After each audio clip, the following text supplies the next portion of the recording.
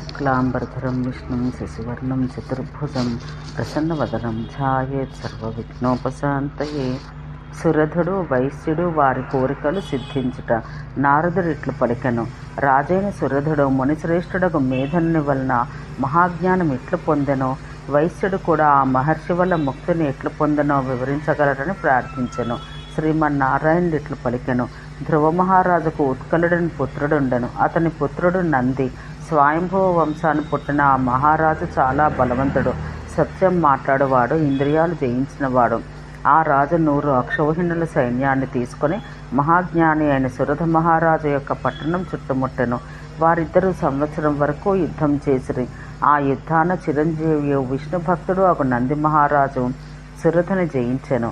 నంది మహారాజు వల్ల తిరస్కృతుడైన సురధుడు భయంతో ఒంటరిగా దట్టమైన అడవిలోకి పారిపోయెను.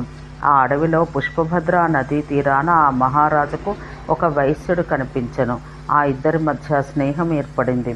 వారిద్దరూ పుష్కర క్షేత్రానికి వెళ్ళి అక్కడ ఉన్న మేధోముని ఆశ్రమానికి వెళ్ళారు. ఆ సమయాన మేధోముని తన శిష్యులకు దుర్లభమైన బ్రహ్మతత్వం గురించి చెప్పుచుండెను. రాజగు సురధుడు వైశ్యుడు ఈ ఇద్దరు మునిశ్రేష్ఠుడకు మేధసునికి నమస్కరించారు. ఆ మహర్షి వారిద్దరికి అతిథి సత్కారం చేసి వారి కుశలమును జాతిని పేరును వేరువేరుగా అడిగెను. అప్పుడు రాజగు సురధుడు ఆ మునిపుంగవునికి ఇట్లు ప్రత్యుత్తరం ఇచ్చెను. పూజ్యుడా, నేను చైత్రవంశంను పుట్టిన సురధుడని రాజును. నన్ను బలవంతుడైన నంది అని రాజు జయించి పట్టణం నుండి తరిమివేశను. నేను ఏ ఉపాయాన రాజ్యాన్ని తిరిగి పొందుతానో దాన్ని మీరు నాకు చెప్పుడు. నేను మేము శరణు వేడుతుని. ఈ వైశ్యుడి పేరు సమాధి. ఇతడు పరమధార్మికుడు. ఇతన్ని భార్యాపుత్రులు ధనంపై గల ఆశచి ఇంటి నుంచి వెడలగొట్టరి. ఇతడు ప్రతిదినం బ్రాహ్మణులకు 1,000 రత్నాలు దానం చేయుచుండేవాడు. ఇతడు చేయి దాన ధర్మాలను ఇతని భార్యాపుత్రులు వ్యతిరేకించుచుండరి. వారు కోపంతో ఇతన్ని ఇంటి నుండి వెళ్ళగొట్టరి. తర్వాత వారు పశ్చాత్తాపడి రమ్మన్నను విరక్తుడై జ్ఞానవంతుడై తిరిగి ఇంటికి పోలేదు. అతని పుత్రుడు పితృశోకంతో విరక్తులై తమ సంపద అంతా బ్రాహ్మణులకు దానం చేసి ఇంటిని వదిలిపెట్టి అడవికి పోయిరి. చాలా కష్టంతో లభించు శ్రీహరి దాస్యం కావాలని ఈ వైశ్యుడు కోరుచున్నాడు. కోరికలు లేని ఇతడు ఈ కోరికను ఎట్లు పొందునో మీరు వివరింపుడని పలికెను. మేధో మహర్షి ఇట్లు పలికెను.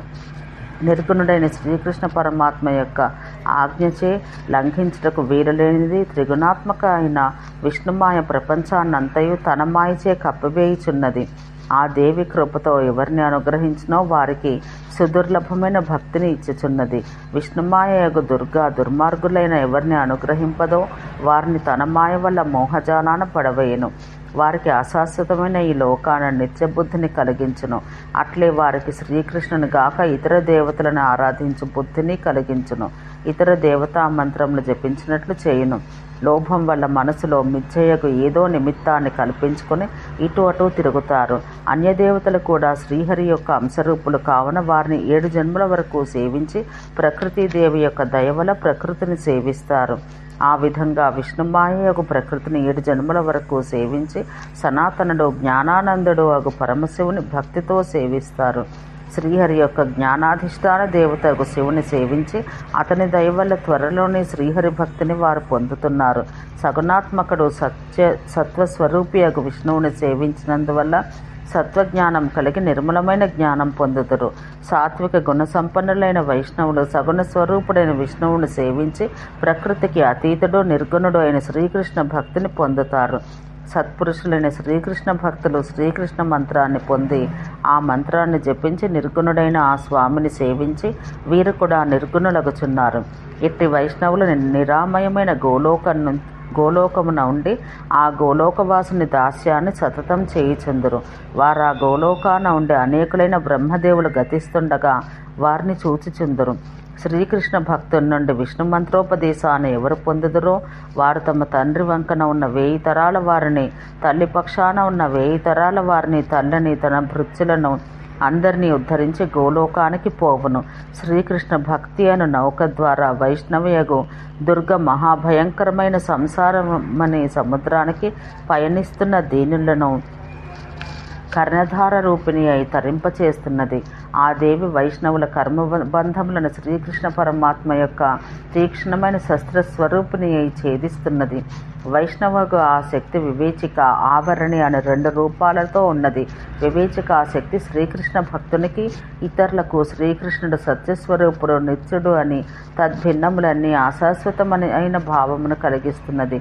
వివేచనాత్మకమైన ఈ బుద్ధి మిక్కలి సనాతనమైనది. తనకు లభించిన లక్ష్మి నిత్యమైనది అన్న బుద్ధి ఆవరణి బుద్ధి. ఇట్టి బుద్ధి విష్ణు భక్తులు కాని కర్మభుజులకు మాత్రం ఉండను. ఓ రాజా, నేను ప్రచేతసుడను, మహర్షి పుత్రుడను. నా తాత బ్రహ్మదేవుడు. నేను శ్రీ శంకరుని వలన కృష్ణ జ్ఞానం పొంది సనాతనుడుగా ఆ పరమాత్మను ఎల్లప్పుడూ ధ్యానిస్తున్నాను. అందువల్ల రాజా, నీవు నదీ తీరానికి పోయి వైష్ణవయగు దుర్గాదేవిని పూజించము. నీకు రాజ్యాన్ని తిరిగి పొందాలనే కోరిక ఉన్నందువల్ల ఆ పరమాత్మ నీకు ఆవరణ బుద్ధిని కలిగించును. ఇక కోరికలన్నింటినీ వదిలివేసి దుర్గను సేవించు వైశ్యునికి ఆ దయావతి శుద్ధమైన వివేచక బుద్ధిని కలిగించును. మిక్కలి దయగల మేధో మహర్షి వారితో ఇట్లనే దుర్గాదేవి పూజా విధానం, స్తోత్రములు, కవచము, మంత్రము వారికి ఉపదేశించెను. వైశ్యుడు ఆ స్తోత్ర కవచాధికములచే ప్రతిదినం దుర్గాదేవిని సేవించి ఆమె అనుగ్రహం వల్ల ముక్తిని పొందెను. రాజకు సురధుడు ఆ దేవిని పూజించి దయగల ఆ తల్లి వల్ల రాజ్యాన్ని, పరమ ఐశ్వర్యాన్ని, మనుత్వంను పొందెను. ఓ నారదముని, ఇది దుర్గోపాఖ్యానం. ఇది సుఖమును, మోక్షమును కలిగించు శక్తి కలది. ఓం శాంతి శాంతి శాంతి.